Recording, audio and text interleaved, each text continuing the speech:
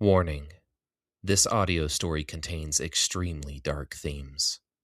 Listener discretion is advised. Today was the day. The day where he finally had the courage. The man gathered his things to enact his plan and set off into the world. He parked his truck, got out, walked up the hill, and stepped into the freshly painted gazebo that overlooked the park.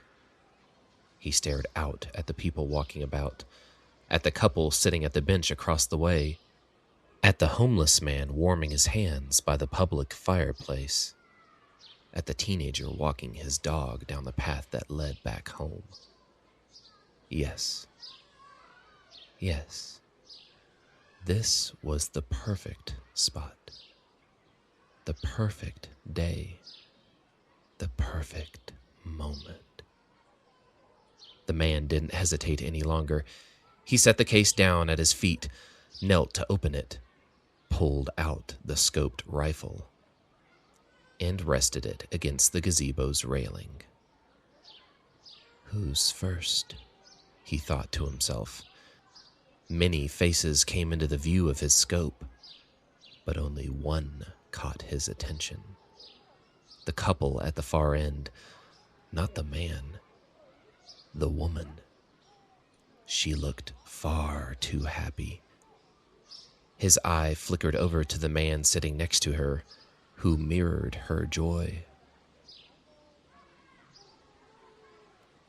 I'm going to take that feeling away from you forever.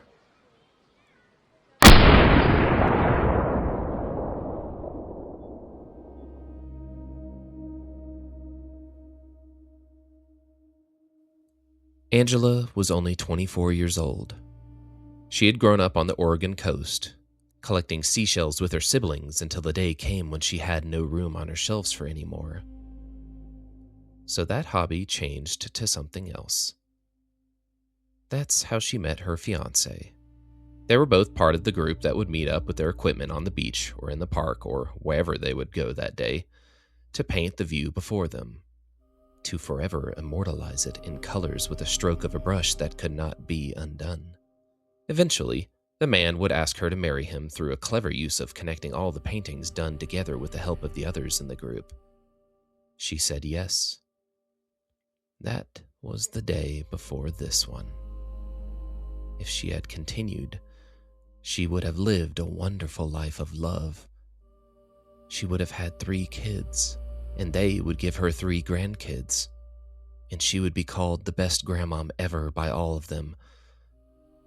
But unfortunately, this would not come to pass. The man in the scope's face peeled back in horror when Angela hit the ground. He screamed, and as much as the shooter would have liked to watch his reaction, he had to move on to the next victim. The homeless man had ducked behind the fireplace. Shit, the shooter thought to himself. Just poke your head out. Just a bit. There.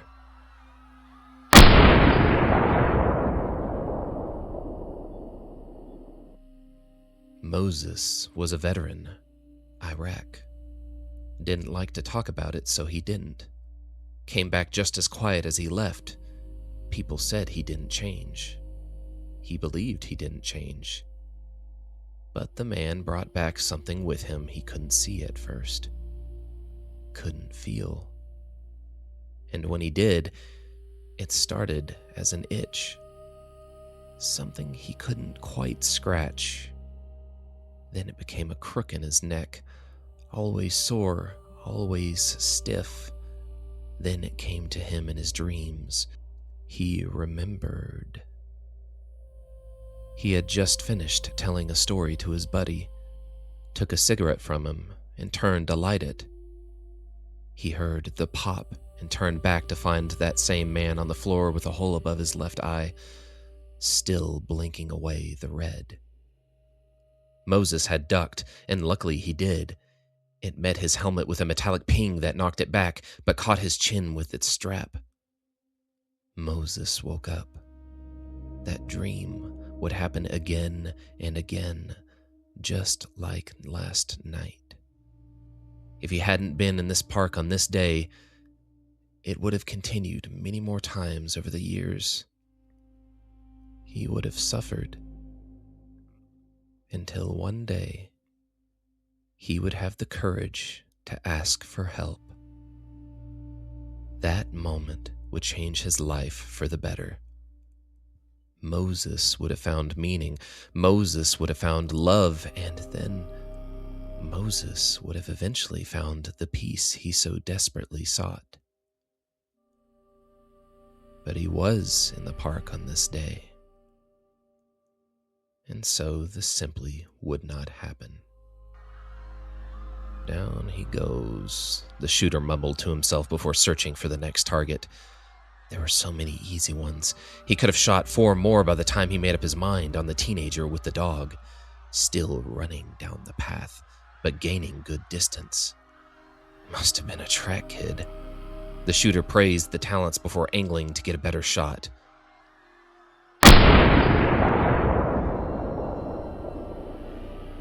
The first shot missed. Damn! The teen ducked and began frantically running in the street, waving his arms above his head and screaming for help. Another miss. Fucking hold still, you little shit. The shooter took a deep breath, steadied his aim, and then...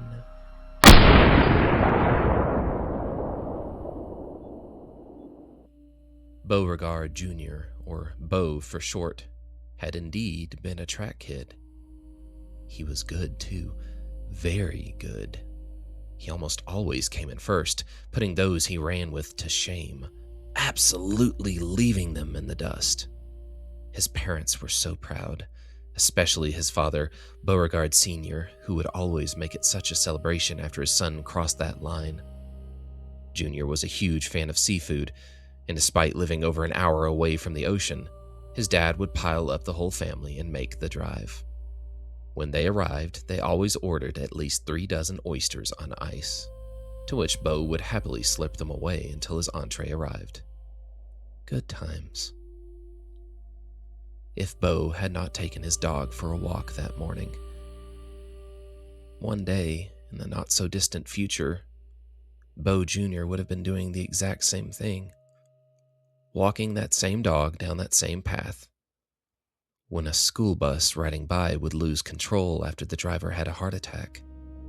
Beau would have passed his leash off to the first person nearby, ran as fast as he could, and jumped into the bus through the door.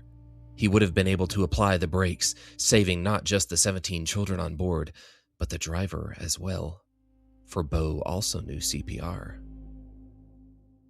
But Beau was unlucky on this day. This day that should have been like every other day. Gotcha. The shooter smiled and watched as the dog kept running, unaware that it left its master behind. Police sirens could already be heard, and when the gunman glanced to his left, he could see the flashing lights heading his way.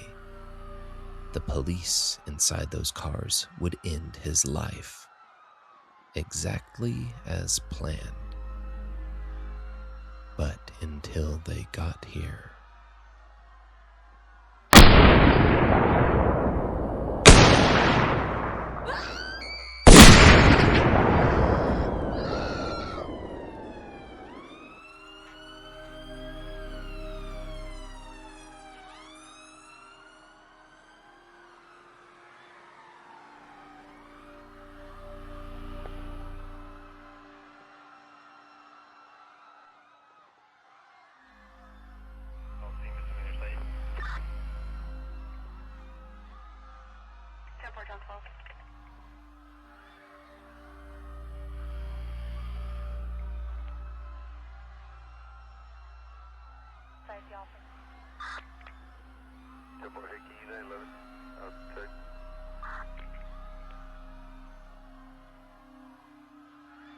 Okay, on my way.